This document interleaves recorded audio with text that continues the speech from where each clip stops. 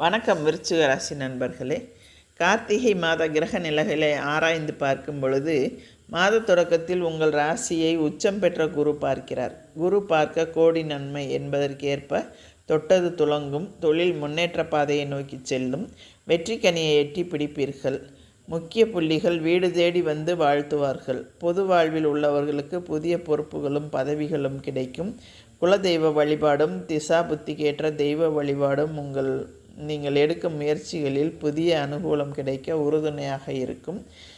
மாத தொடக்கத்தில் குரு பகவான் உங்கள் ராசிக்கு 9ஆம் இடத்தில் உச்சம் பெற்று சஞ்சரிக்கிறார். அவரது முழுமையான பார்வை உங்கள் ராசியில் பதிவது யோகமாகும். தொட்ட காரியங்கள் வெற்றி பெறவும், தொழில் முன்னேற்றம் ஏற்படவும், வெற்றி செய்திகள் வீடு வரவும் குருவின் பார்வை வழிவகுக்கும். அப்படிப்பட்ட குரு பகவான் உங்கள் ராசிக்கு தன பஞ்சமாதிபதி ஆவார். அவர் கார்த்திகை 2ஆம் தேதி முதல் வக்ரம் பெறுகிறார். வக்ரம் பெற்றாலும் உச்சம் பெற்ற குரு என்பதால் கவலைப்பட தேவையில்லை.